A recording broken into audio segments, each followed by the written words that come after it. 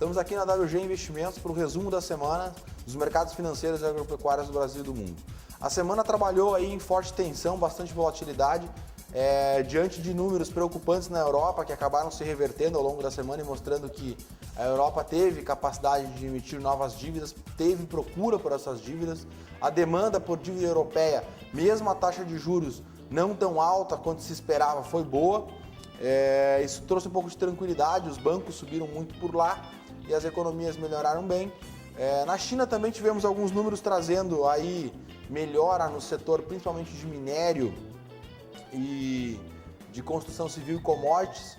Isso trouxe um pouco de alívio para nós, para a nossa bolsa aqui, que é muito focada nesses setores, levando a boas altas aí em setores da siderurgia como Usiminas e CSN, que vieram mostrando uma performance acima da bolsa nesta semana. A Vale também teve altas muito expressivas, inclusive nessa semana tivemos aí uma casa de análise internacional recomendando compra de Vale, apontando aí que o papel estaria barato, abaixo dos R$ 44,00 e poderia ter uma performance acima da média do mercado, já levando isso, já incorporando o crescimento da construção civil e o consumo de commodities por parte da China. Para os Estados Unidos, os números se mostraram estáveis, tivemos aí algumas dificuldades ao longo da semana, principalmente na parte de emprego.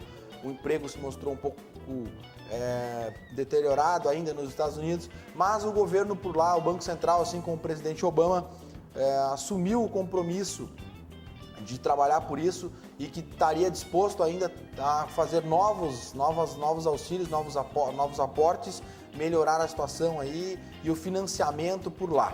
Isso tudo impulsionou aí as bolsas por aqui, trouxe um pouco de estabilidade, um pouco de segurança, mas os mercados vieram trabalhando de maneira lateralizada por conta do grande fato da semana, que eram os dados da capitalização da Petrobras. Esses dados saíram por fim ontem, nós viemos ontem inclusive mostrando altas muito grandes por aqui, e mesmo com o mundo todo caindo, e hoje as altas se estenderam por conta dos dados da Petrobras. A Petrobras vai então conseguir uma capitalização que gira em torno de 120 bilhões de dólares.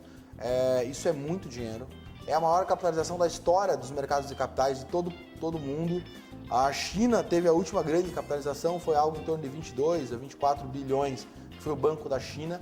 Isso passa de longe o número chinês.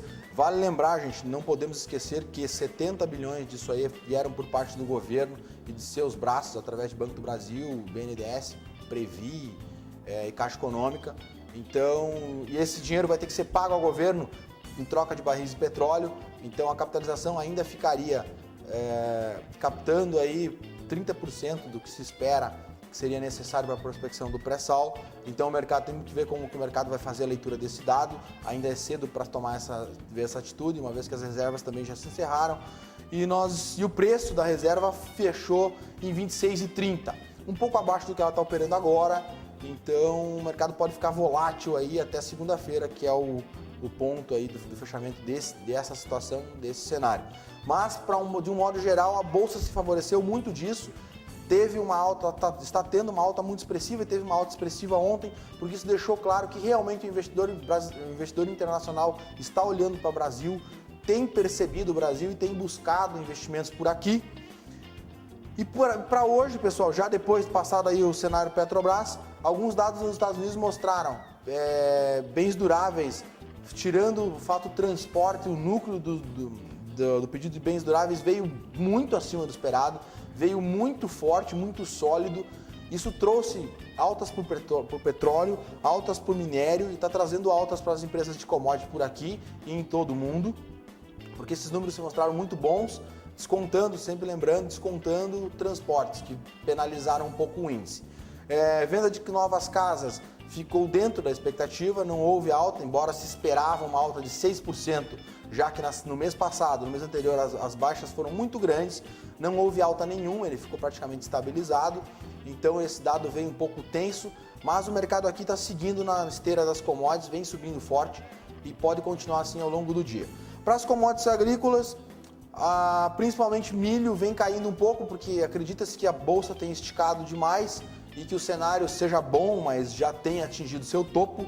O boi segue muito forte, com a expectativa de estiagem de boi magro no pasto. O café furacão ontem em algumas regiões e chuva de granizo em outras regiões produtoras pode pressionar o preço ainda mais para cima, uma vez que já é escassa a oferta de café. E para o soja, o mercado segue altista porque percebe aí que a demanda de soja está muito aquecida, apesar da expectativa de safra recorde. Bem, pessoal, era isso. Ficamos por aqui. Um bom final de semana a todos. Sempre lembrando que isso é apenas um boletim, apenas um relatório, não se trata de uma recomendação de investimentos. Até lá, até a próxima, pessoal.